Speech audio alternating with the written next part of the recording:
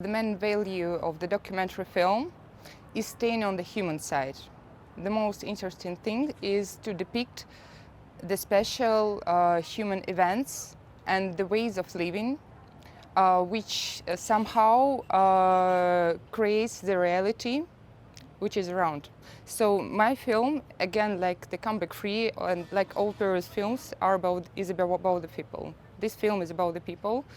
But in this situation, you can't stay outside politics because the propaganda and the politics actually creates the way of living of these people. Because I think that if they get born in a, let's imagine, totally free space, free of any politics, just beautiful nature, and opportunities to do what people like, I think that in this situation people would make different decisions. What drove me to do this was the craziness actually and surreal way of living. Because I'm interested in the places when something that I don't really understand happens. And I don't, now I understand better after making this film what happens in Russia. Now it was kind of crazy, and I was really surprised about some political decisions of the people around, because when you see, and I wanted to say, come on, what you support now is driving against you. And I was very interested to know on why do the people support the government, and why do they support the political ways which actually play against them, against their children. And that's why I found this place, which is surreal, and tried to find out how it works. And I think that I found out.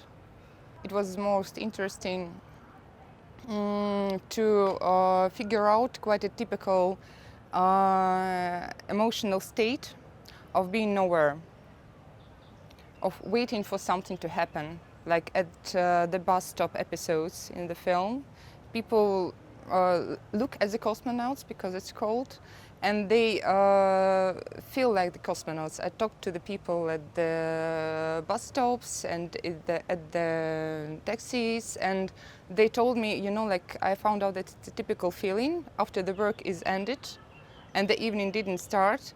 They feel so exhausted that they just exist nowhere. And I think that it's important to state that when you are forced to do something, when you are forced to do in the system, what happens to your personality, that it disappears. It becomes absent. And in this sense, being immortal is being, is disappearing. Because being immortal means being a function. Because in this sense, it doesn't matter which person stays at this bus stop. It's important that somebody would stay and go and do his work at the factory. In this sense, people really get immortality.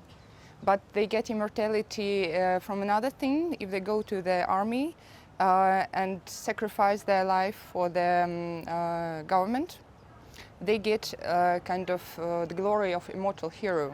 That's what the propaganda suggests for the people for their lives.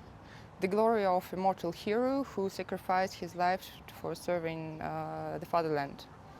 And that's something which makes people do, which kills them, and which will not help neither them nor their families nor their children.